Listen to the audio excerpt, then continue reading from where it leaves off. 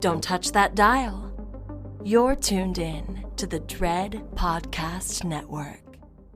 Welcome to Development Hell.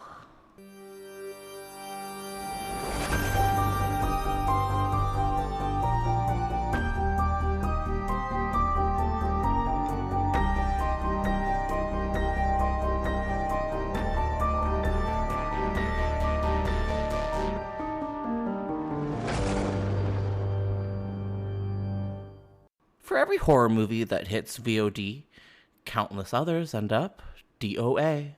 Development Hell is the podcast dedicated to unearthing these cursed horror productions.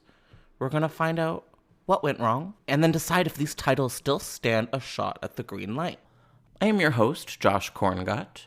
I am the managing editor of Dread Central. I am also a filmmaker in Toronto, Canada. This podcast is a proud member of the Dread Podcast Network.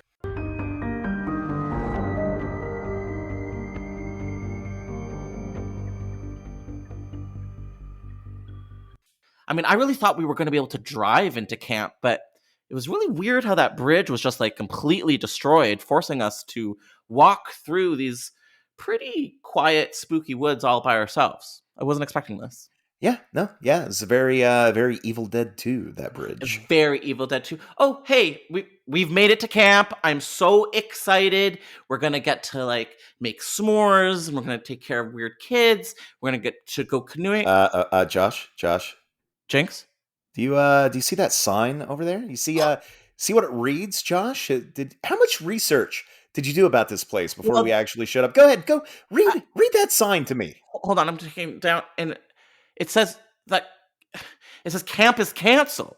It says camp is canceled because a lunatic is in the woods killing off counselors. That's not good at all. I mean, what does this mean for us actually being camp counselors? I was really looking forward to this. I mean, this was the one thing that I was willing to let you out of the basement for, and now it's completely ruined. Yeah, I was really looking forward to it too. Well, I guess we could just go back to the basement. No, hey, let's look. We're here. Okay. We're dressed for camp. Yeah. I don't really know where we go from here. I'm a little scared, if I'm being honest, but... Well, you know what we could do? Since we're here, since we're already in our uniforms, we could make the best of things and just maybe start a bonfire and tell some scary stories. What kind of scary stories there are you thinking, Chief? I don't want to scare anyone, but I'm going to give it to you straight about Jason Never Dies. Welcome back, everybody, to a brand new episode of Development Hell. Nay, this is actually not Development Hell anymore. This is the first chapter of our brand new miniseries, Camp is Canceled. That is right. Every Tuesday this July, Development Hell is transformed, taking us back into the 80s to summer camp because we are unearthing 4 never made Friday the 13th sequels. And we're doing it with the help of our favorite co-counselor, Jinx. Jinx, how's it going? I'm just sitting here wondering why camp was canceled in the first place. Did it tweet something problematic? Take some Ambien? Shoot off the mouth? Like what did camp do exactly, Josh? I'm concerned. Well, I think there were a lot of teenagers that were just showing up without their heads, and also they assumed my gender, and I just don't think that was okay. So I'm going to cut that out. But Jinx, it's so good to have you back, and I'm so excited to have you here as the co-host for Camp is Canceled, this 4-part series running in July. But before we get into it, can you do me a favor of reintroducing yourself to the Development Hell audience? Yes, my name's Jason Jenkins. Please call me Jinx. I am a writer for Bloody Disgusting. I have a couple of columns there, not the least of which is Phantom Limbs, which concerns itself with, unproduced horror films. Well, specifically unproduced horror sequels and remakes and whatnot. And I'm also a podcaster. I have a podcast called Scream Addicts, which is currently finishing up its run of Hammer horror film commentaries called Hammer Pub. We're actually just about to record the 51st and last episode of that series. Feels like we climbed the mountain. But yeah, other than that, I'm just happy to be here and chatting some more unmade horror. We are psyched to have you back, and even more psyched to really be digging into the Friday the 13th franchise. I've talked about Friday vs. Jason Part 2, and maybe dabbled here and there in the Jason lore, but this is the first time we're really digging deep into Unmade Friday the 13th, and I'm excited. Today, we have our very first topic for Campus Cancelled. We are digging into the unmade follow-up to Jason Lives. It is titled Jason Never Dies, pretty appropriate. And I think that this would have been a follow-up to Jason Lives, but it also would have taken place way further down the line, not with any of the same characters. But it would have been from our dear friend Tom McLaughlin, the writer-director of Jason Lives. Some consider it to be one of the best of all of the Friday entries. I mean, it's my favorite, so... I think I would say that it's my favorite too. So I'm loving that this is where we get to start off. You're okay with it. Maybe we can jump directly into Jason Lives and our relationships with it. Jinx, would you mind if I gave like just a little bit of a seminar on the original film, Jason Lives? Yes, I would. Please don't. So I'm kidding, though. I do. And I was going to do it anyways. Friday the 13th, Part 6, Jason Lives. This was written and directed by Tom McLaughlin. It is starring the likes of Tom Matthews, Jennifer Cook, CJ Graham, and David Keegan. This is the 6th entry in the long-lasting Friday the 13th franchise, and I think this was the 3rd and final film to feature the ongoing character of Tommy Jarvis, and he is in the protagonist role.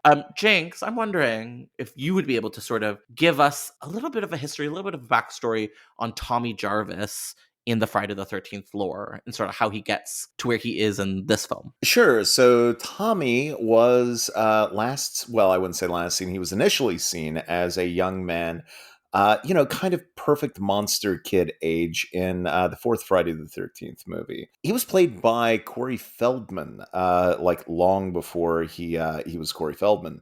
Would you say that's fair? Like, he hadn't fully... Oh, 100%. This was like the origins of Corey.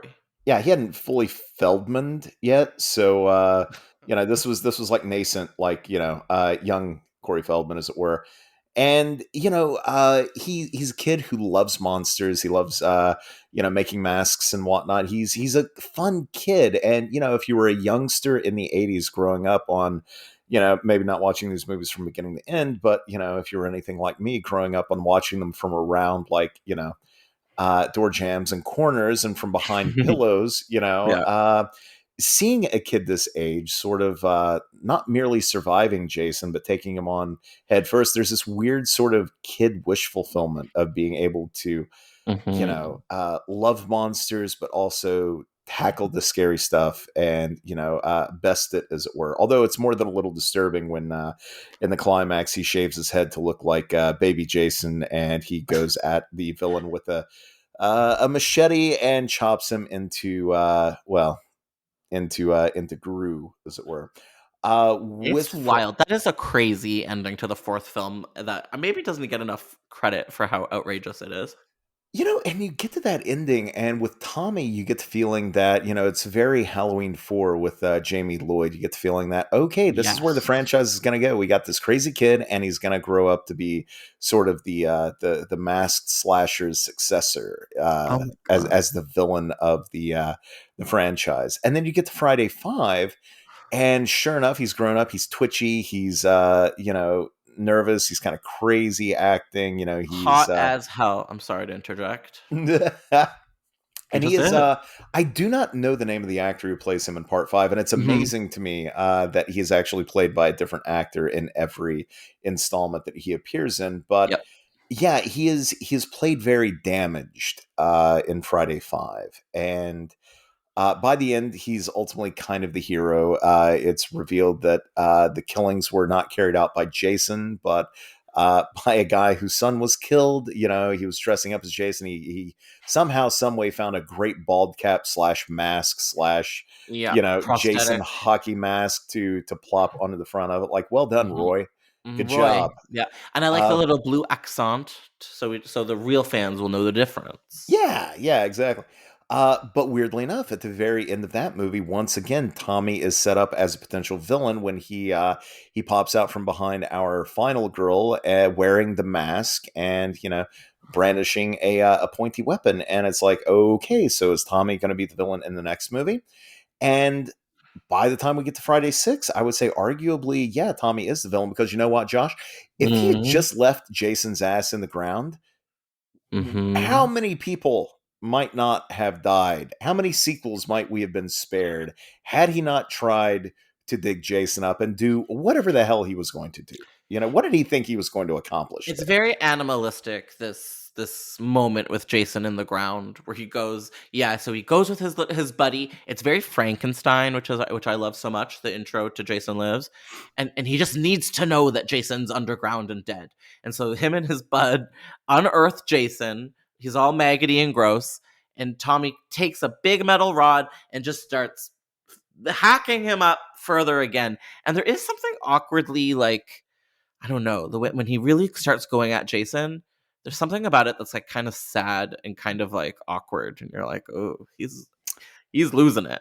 Yeah, I mean, and that is kind of a callback to the previous movie. Again, you know, we have a completely different actor playing Tommy Jarvis in the sixth movie. It's now Tom Matthews, and unlike the twitchy, nervous, you know, kind of borderline crazy character that we get in the previous movie, Tom Matthews is very, you know, he's definitely the hero type, right? He's Mega.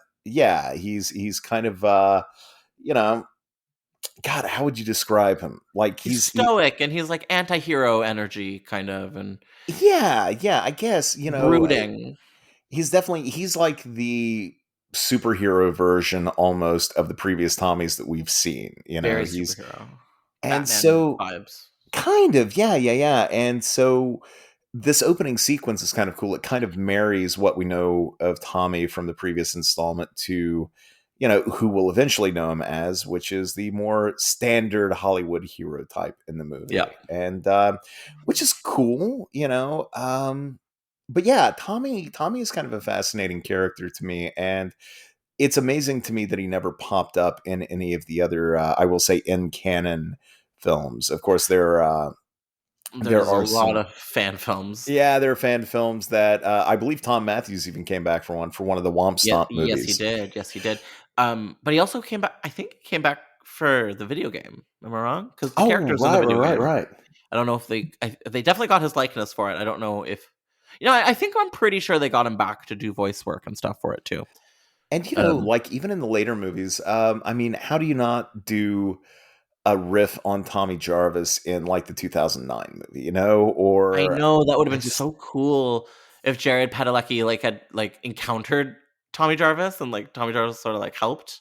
That'd be cool. Yeah, you totally could have had him play a version of Tommy. You could have had a flashback with, you know, a child, and that could have been like part of his past. You know, it would have been such a fun bit of fan service to have done that. But instead, you know, we do still have this complete Tommy Jarvis trilogy, which is kind of neat on its own. But I don't know. He's a fascinating character. He's very much the kind of the Nancy Thompson to Freddy, Yeah. or the Laurie Strode to Michael, and yet, you know, he Very, has you yet got it to right with get Jamie Lloyd. He is Jamie Lloyd in a way. 100%, but he has yet to get his his Halloween 2018. Like, I want to see an older Tommy I would finally taking love on that. Jason. Although, you know, is it Tom Matthews still, or do we keep to the franchise's choice of having a What's different Tommy? It's like a Louis Buñuel film, you know? It's like every time we see Tommy, he's somebody else.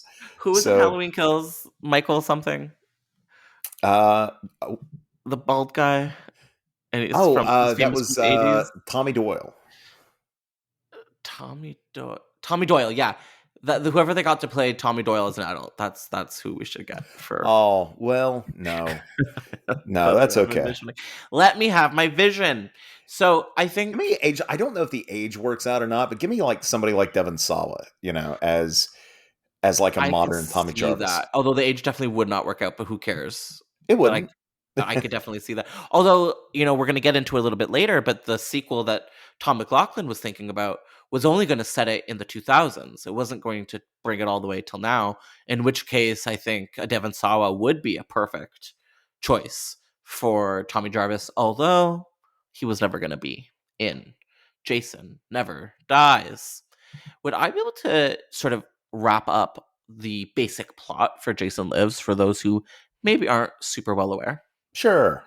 So tell me how I'm doing with this one. But so as you were saying, we got our Tommy Jarvis back after this 3-movie arc. This is his final time appearing, and he basically accidentally brings Jason back to life in this very Frankenstein-esque opening scene where he stabs Jason multiple times with this metal rod. The rod gets hit by lightning. Very Nightmare on Elm Street 4. Jason is back, and immediately the action begins. He kills the friend. Tommy races off into town to try to warn everybody that Jason is back. No one believes him, and the killing spree begins. And I have to say, I really love how quickly it all just starts. I think that's really clever. Yes, absolutely. The movie moves like a bat out of hell, and it's just so much damn fun. And I love McLaughlin's approach to telling the story where, it's very stylish. It is scary, but it's also just so much damn fun, and it's willing to sort of poke fun at itself in a way that the previous entries weren't. Definitely. Not saying that none of the previous entries, weren't fun, but like still, I think Friday 6 is what I think of when I want to have a good time watching a Friday movie. That or Jason X. Like I think those two sort of are they complement one another pretty well, I think, when it comes to the horror comedy of it all. Yeah, they're self-aware, but they're scary and violent as hell. And I don't know, do you think that this movie, Friday 6, gets enough credit for maybe not inventing the self-aware horror movie, but definitely being one of the first ones to popularize it? Yeah, I could see that. Obviously, I think, when you look at McLaughlin, he was probably hearkening back to what, like maybe Abbott and Costello Meet Frankenstein, with the sort of melding of iconic horror figure with, some yucks. And I kind of wish, early on, I don't know if it was before or after this entry, but he had mulled over doing a Cheech and Chong, led Friday the Versus 13th movie. And damn it, like I Jason. wish that had actually happened.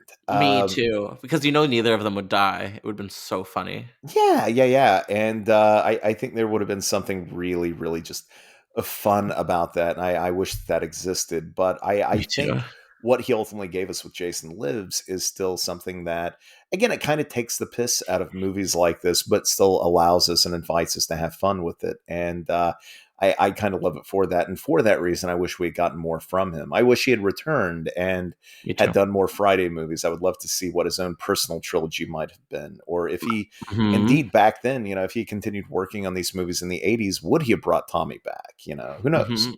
What would he have done? I know that they did ask him to come back for another film after this one did so well, and he declined at the time.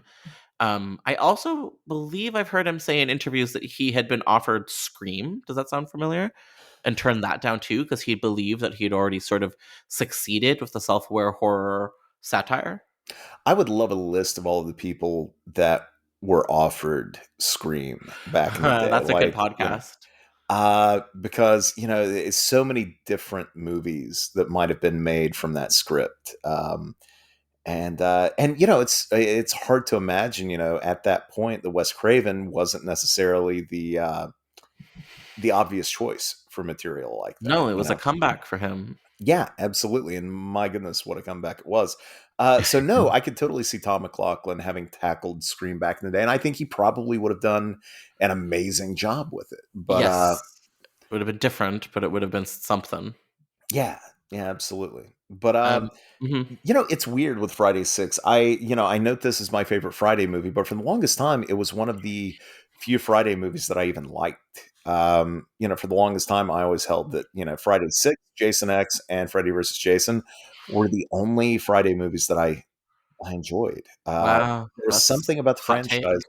Yeah, I mean, I tried so many times. I would do these big franchise watches every time that the damn things would, get a box set of some sort. I'd be like, okay, now's the time. This is the time I'm going to watch them, and I'm going to get them. And I never got them. And I don't know why. I like fun slasher movies. I think Jason is a great, like, iconic slasher villain. But there was something about the franchise that just kind of put me off and kept me at arm's length until that damn Scream Factory box set came out. And it was the middle of the pandemic. And I was like, you know what? I'm going to take a couple of days and I'm going to give it one more shot and try it out. And there was something about that rewatch where it finally clicked for me. And now, like, I love this series. I think it's so much Yay! fun. But I still hold 2-6 being my favorite. I think that is It's my favorite as well. the pinnacle of the franchise. It's interesting that it sort of came to you a little later in the game because it arrived for me late too. I had been trying it ever since I was a kid and couldn't get into it like I got into Freddy and Michael and all the other guys. And I always kind of just played it off that maybe it was because it's a little bit more basic, like it's a little bit more rough around the edges in its formula. It's not that creative, and that kind of put me off. I think it was after the arrival of the video game where I really just clicked and I really just like got it. And then I can't get, and like I still just like I could watch any of these movies any day of the week. Yeah, but yeah, I think we have the same favorites because I think my favorites have got to be 6, X, and Freddy versus Jason. But 2 is very important, and 4 is also great. And I have to say, do have a soft spot for 7, and I don't hate 8. I don't either. And 1, of course, is classic. Honestly, out of all of them now, the only one that I still don't. And here's the thing: I still appreciate it. I still have a fun time watching it. Jason Goes to Hell. But 5, I just it's still a little too sleazy. It's a little too rough around the edges. It's just not fun, Yeah. And yeah, I mean that's probably. I like Jason Goes to Hell. I like Final Friday. Final Friday is great. And 3 is quintessential, if it's anything, Yeah, I mean, Jason Goes to Hell, the Final Friday, I think is really cool, and it catches so much hell. I just find it kind of boring, unfortunately. Which is I do like I do like the 8th film quite a lot too. Oh, I love the boat movie. It's so fun. The New York movie that's not really New York. The Vancouver. Jason Takes Vancouver. I love it. Exactly. I wish that's what it had been for called. all of 5 minutes, something like that. Yeah. Which I love. I actually love the fact that it's on a boat. They should have. If it was like Jason at Sea, I think I would have been just as down. Yeah, like that alone could have sustained like a concept for a movie. Jason Takes the High Seas. Jason. Yeah, Jason. But instead, they were like, they pushed New York, and it's just kind of like, gang, this is you. This is not the movie you made. No, people were really, really pissed that he didn't really get to go to New York. Yeah, but no, it's. I even like the remake, and I don't care. Me too. How often the writers of that say that it was a sequel. With some. Retconning. It's not. It's a remake. I know it's not a remake of a specific movie, but also it's a remake. It feels remake, reboot. Yeah, I mean it's totally like. I mean, it opens with a remake of the end of the first movie, and it does this kind of riff on the first 4 films, and that intro. Yeah. So so why they keep pushing like. Oh no, this is actually the whatever the hell it was, like the 10th movie in the franchise or 11th, 9th, 12th, whatever. It's somewhere up there, and it's just kind of like 12th. Yeah, sorry. No, I'm sorry. Like, there's no way I'm buying that Derek Mears is playing like a version of like what did he do? Did he lose the mask, go back to the bag, and then find a brand new mask like to put on again? Like, come on, shut up. I'm with you. 100%. And at the end of the day, it doesn't matter because it's still fun. Exactly. And I'm excited to dig into this franchise with you over the rest of the month because I think we're going to have a lot to say. But I'm really glad that we're going to start off with Jason Lives because it's one of our favorites. And I think I'd really like to know what a follow-up could have looked like. And before we dig, deeper into Jason Never Dies, I have some questions for you in terms of Jason Lives, which is, what are some of your favorite kills in this movie? Oh, you gotta love the couple that gets killed like that. Well, you have to be more specific. Oh well, I forget his name, but the bastard from the end of Ghost. The one on the Winnebago. Yeah, no. The couple that he takes out with the saw, the MasterCard gag. Oh my god, and that's the wife of Tom too. I forget their names, but the woman is the wife of director Tom McLaughlin. Yes, yeah, and the guy is he would go on to bigger things. He played the best friend / villain in Ghost. He was like He's cute. yeah, he was in a number of different things. I cannot remember his name. I feel terrible. I'm gonna look it up I now saw it because I earlier feel today bad. too. But yes, I Tony thought, Goldwyn. oh, what an amazing sequence where it's right near the beginning of the film, and there's this yuppie couple that encounter Jason in the middle of the woods, and they're very self-aware about it. They're like, people in horror movies, when this happens, nothing good happens to them, and they try to get away, and it just ends with a floating MasterCard. And I thought that would be a great Twitter header image, the floating MasterCard. The RV one is great. Like definitely him smashing the face into the wall and doing like the weird sort of vacuum formed look of the screaming face. I think is I kind of love fun. that. Weirdly enough, like the paintball / smashing the head into the tree Mhm. almost takes things too far when it goes to the yucks. Like leaving a smiley face behind, I was just kind of like, I don't I like it. I like know. it though. I don't know. It's that weird sort of thing where I'm It's too far. sorry, a face would never do that. I said the same thing when Forrest Gump did it when he wiped his face and the shirt came away with a perfect smiley face on it. I'm like, this won an Oscar over Pulp Fiction. Fuck you. Oh my god. Um, yeah. Hmm.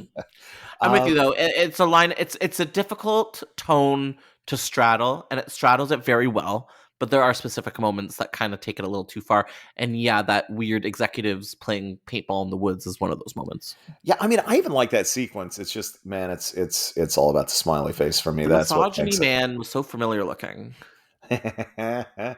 um, Otherwise, I would say honestly, just as far as set pieces go, I mean, that final showdown in the lake and the boulder and the fire, like that is just it's an all-time moment Classic. for that franchise, I think. It's so good. Classic. Although, like, that's what gets him. Like, he couldn't just like undo the thing a little bit, but it gets him. And I do love that iconic image of Jason floating up in people's dioramas, and like it's just so good. So, and I think there is a installation somewhere on this God-given Earth where someone did put a floating Jason at the bottom of a lake to scare people. Yes, yeah, 100%. Where the hell is that? Hmm. I have to look this up because I love it because I want to visit that lake and go diving there I sometime. would love to go diving. Eh. Yeah, I'm trying to think as you're looking that up for me. One of my some of my favorite kills in it. It's not a great kill because it's completely off screen. But the who are those characters? The two girls that are waiting. The last two girls that die waiting at the summer camp. Paula and Sissy maybe are the names, and it's just really prolonged them just sort of creeping around the camp waiting for Jason to murder them. The tension is nicely built. And actually this movie is kind of scary. It is. It is. Yeah. It is scary. It is fun. It's that perfect mix of the two, I think. Oh, by the way, it was Arizona's Lake Pleasant that has a Voorhees statue in the bottom of it. Oh, we gotta go. Development Hell road trip. In May of 2018, scuba diver Zachary Nahi placed the Voorhees statue of his own in Arizona's Lake Pleasant. I love that. What a horror hero, that guy. We Oh, love wait you, a horror second. hero. Apparently, there is another one in a Minnesota lake. Even better. Come on. Like, Oh my let's god. just Get put one them in in every Lake lake. Ontario. Canada deserves a Jason Lake too. I love it. Although Okay. that would scare the living hell out of me. Apparently, there's is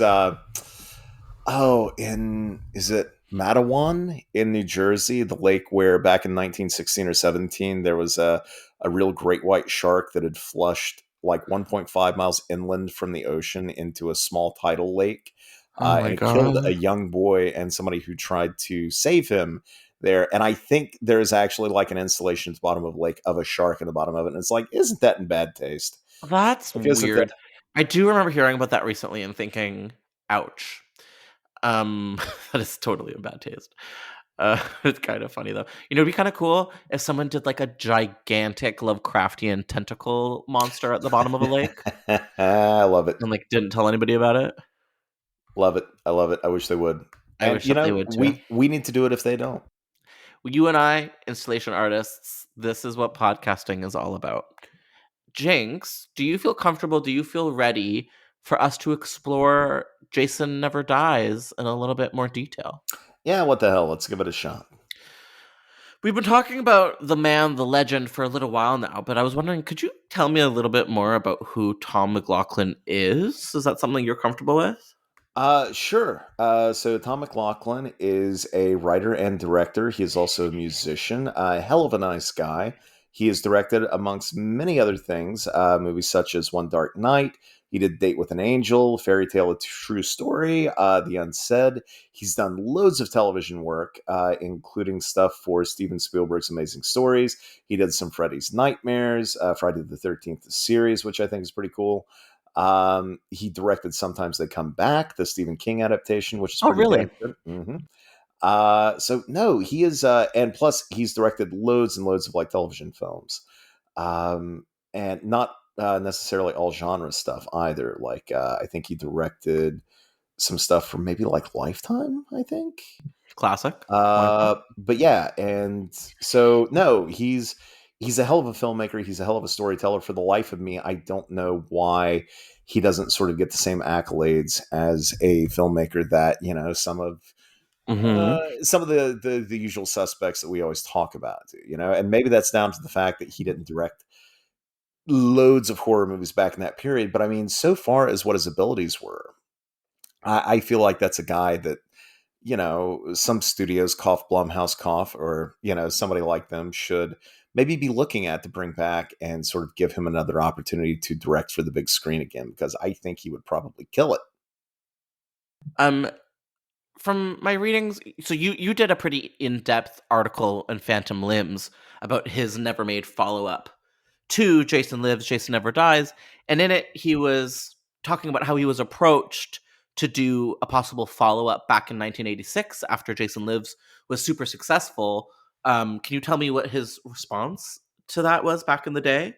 If he was interested or no? Like he said, I think the quote was something like, he was like, "Look, I'm spent. I'm done. Uh-huh. Everything I had, I put into this movie, like Jason Lives." And so he didn't really, it wasn't in him to do a follow-up, even though I think they had maybe bandied around the notion of doing Freddy versus Jason. Again, there was that Cheech and Chong idea that was sort of floated out there, but otherwise he just kind of moved on. He left the franchise and never came back, and until Mm. several years later, he sort of got the idea of doing a sequel, doing a follow-up, and one that would specifically follow up on Jason Lives, and in doing so sort of retcon all of the movies that had happened between Jason Lives and now, sort of out of continuity, because that's what we do these days. We retcon, we reboot, we Mhm. requel,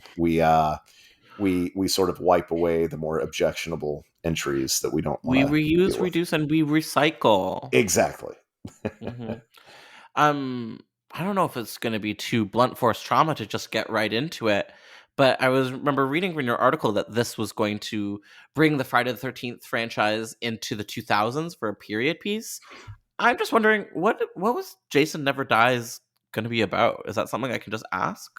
Sure. Yeah. So he got into it a little bit. He talked about how, when people think of this franchise, like its glory years were definitely like in that space in the 80s and 90s. There's an aesthetic to the horror movies of that time that is sort of inextricable, I think, from Friday the 13th. And so he noted that he basically wanted to take artistic license and sort of bring the franchise back to that period. I think he said that he wanted to set it in 1999, so right at the tail end of the 90s. And Okay.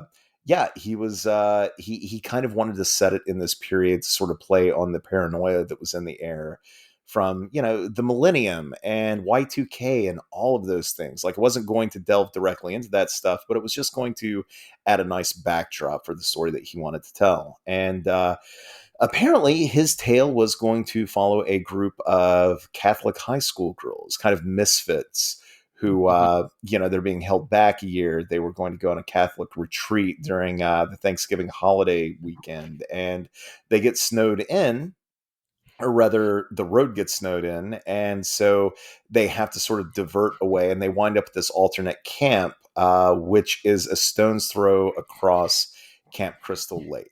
So it's not actually Camp Crystal Lake, but it is Crystal Lake, and it is a camp on the other side of Camp Crystal Lake. So yeah, Great, it's great, a great. bit strange, but odd of choice. But I love that idea, and also, would that have been? I believe that alternate camp, or that idea of another camp, has been touched on in previous movies back in the day. But um, I apparently they're just sort of hanging out there. They have no idea who Jason Voorhees is. They don't know the area. They don't know its history. And then presumably Jason pops up and horrible stuff starts happening. And I love it. yeah, I so uh-huh. and apparently they were all led by, according to McLaughlin, and I'm quoting here, a very stern ass nun. So, you have a group of misfit girls, you have a stern ass nun leading them up, and then you pit them against Jason Voorhees in the winter because everyone has been clamoring for a Friday the 13th movie to happen in the snow. It's going to be on Thanksgiving night, so it's going to be a holiday movie. It's going to be a Thanksgiving movie. And weirdly enough, he, at the very end of our chat about this specific aspect of it, the story, he said that it was going to be his version of Guess Who's Coming to Dinner? And the answer to the question for him was Jason fucking Voorhees. That's who's coming to dinner. What a little genius man, and what a great idea. And I love the idea of it being a totally woman ensemble versus Jason. Not Yeah. really something we've seen before, and I think would be really, really fun. Something that I read in another bloody article from 2019 was that he in no way was interested in bringing back the characters of Tommy and Megan. And I'm wondering how you feel about this. Is this something that you are sad about, or something that you just think makes sense?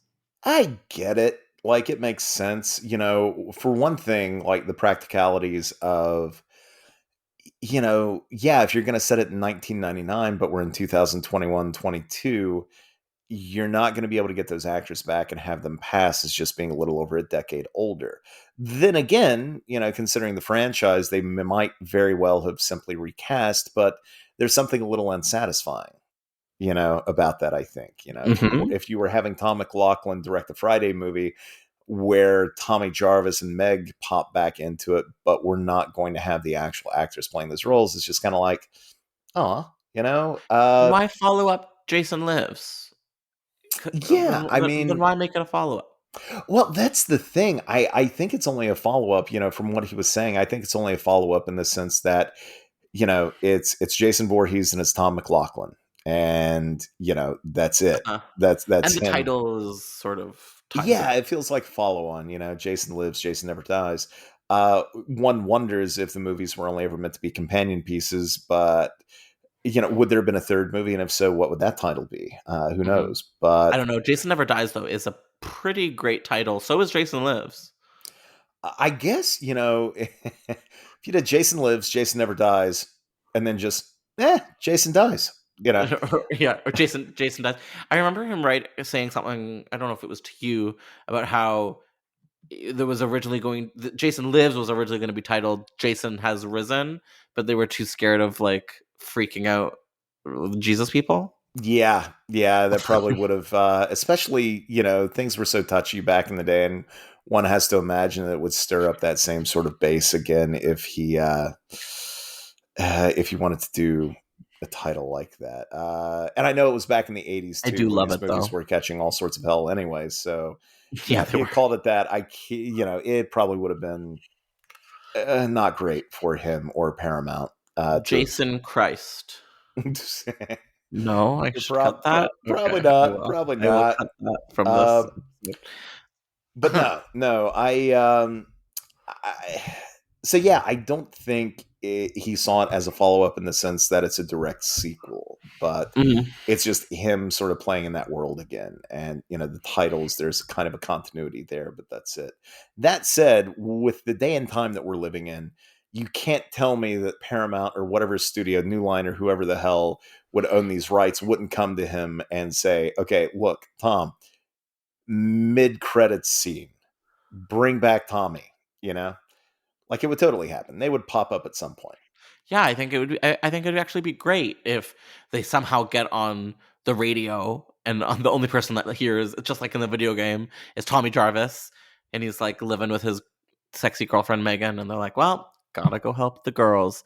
Uh, there was one segment I think you wrote about that just really stuck out to me about how there was going to be a scene where Jason is literally chasing someone across the frozen Camp Crystal Lake, and that it was also going, in famous Tom McLaughlin style, going to be very self-referential to horror tropes. Is that something you'd be comfortable talking a little bit more about? Sure, yeah. So he was talking about the set piece. And by the way, it is worth noting that, he did put a lot of work in sort of conceptualizing this movie, not simply writing it, but he also brought on a great artist named Walter Figueroa, I believe, who did Mhm. all these great concept art, like pieces of art to, sort of illustrate what his vision for Mhm. the film was going to be. And that article actually does post them at the very end of it, and people should definitely check those out because they're super fucking cool. Mhm. um but yeah, he basically ended the article by saying, or our interview rather, by saying that he would reveal one more secret. He said, because it would be taking place in the winter, Jason would be chasing somebody across Crystal Lake. And obviously, if you're going to try and run fast across a frozen lake, you're going to be slipping and falling. And this would be one of the rare times where falling as the monster's chasing you would make sense. Because, most of the time it's like, why did you trip? Why did you fall? Come on. But in this case, it'd be like, we wouldn't have to ask that question. It's It's clear. slippery. Yeah, It's exactly. it's very funny. It's very self-aware in a way that he does very well and very charming And he without did being know. too sneering. Yeah, yeah. Although he did note that it wouldn't bother Jason, he would just keep coming on like a freight train. But I will say this: I would love to see, just for once, during a chase scene, I want to see Jason slip and fall Just and like a bust his little bit. ass. Just I want to see that happen. I want to see what his reaction is when it finally happens to him. That sort of moment where he's like, "Well, I'll be Oh, damned," you know. ouch. I love that. I think that'd be really funny. And I was thinking the exact same thing. One other thing I found interesting from the Bloody Disgusting 2019 article on the subject was that Tom was interested in mildly explaining, like, ugh, the reason why Camp Crystal Lake is so doomed and so cursed.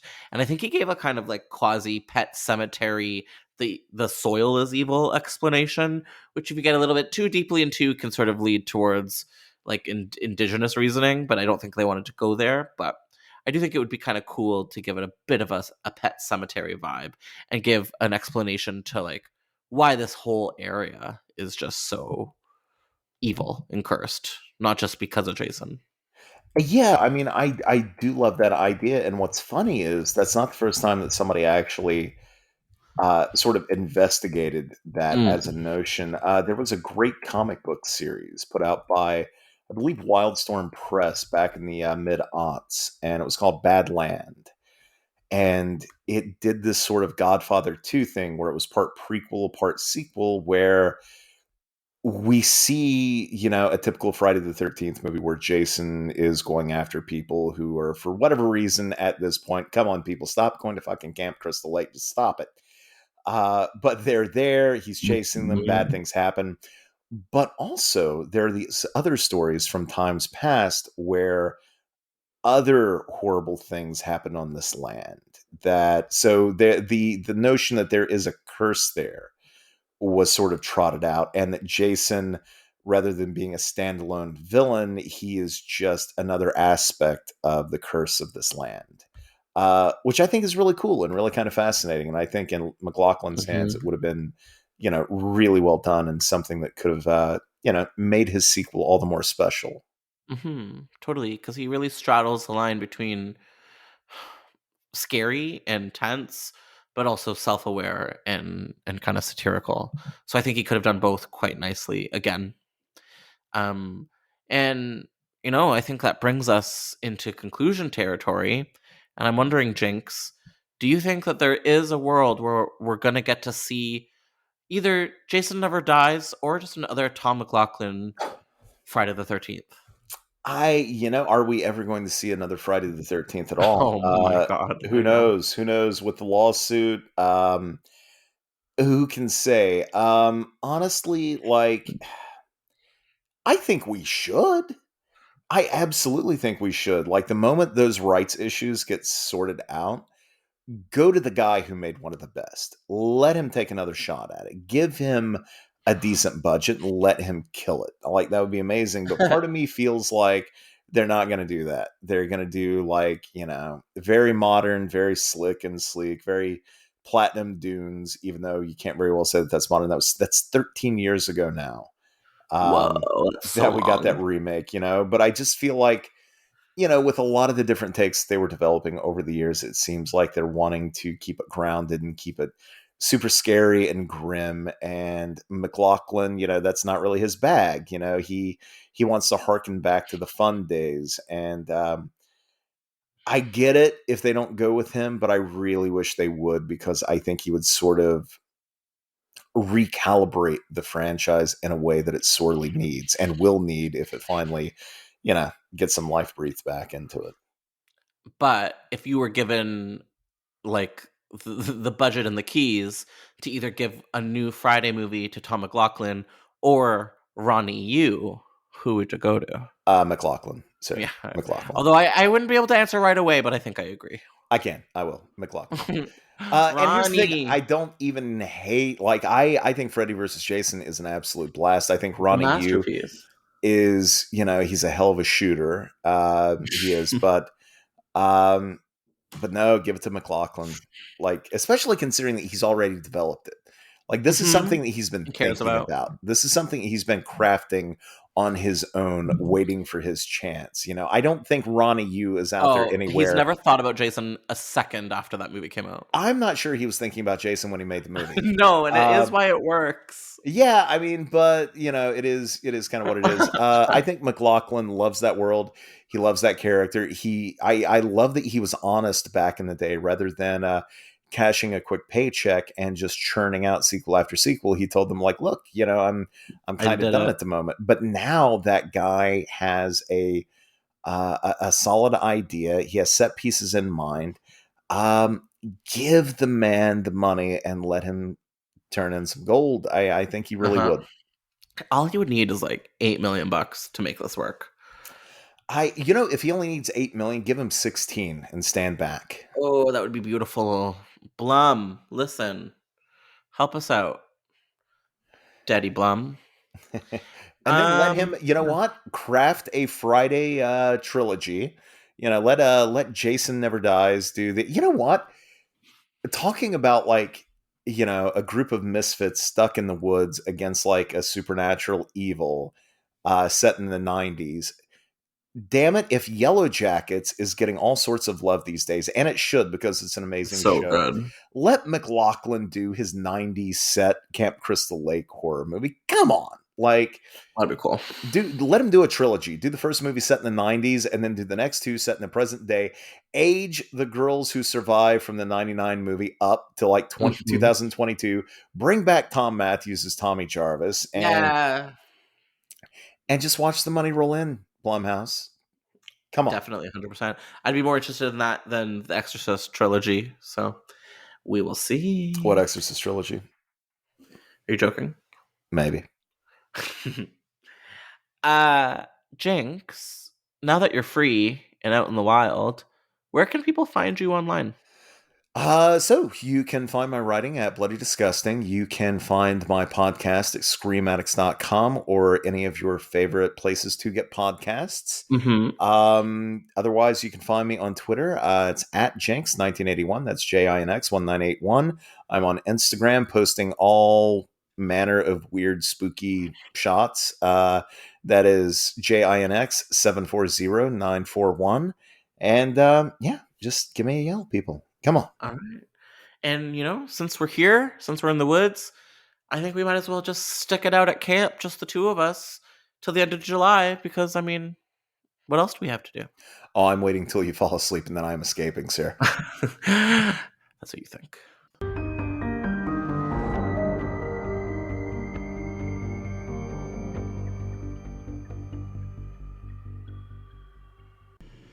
Thank you so much for listening to Development Hell.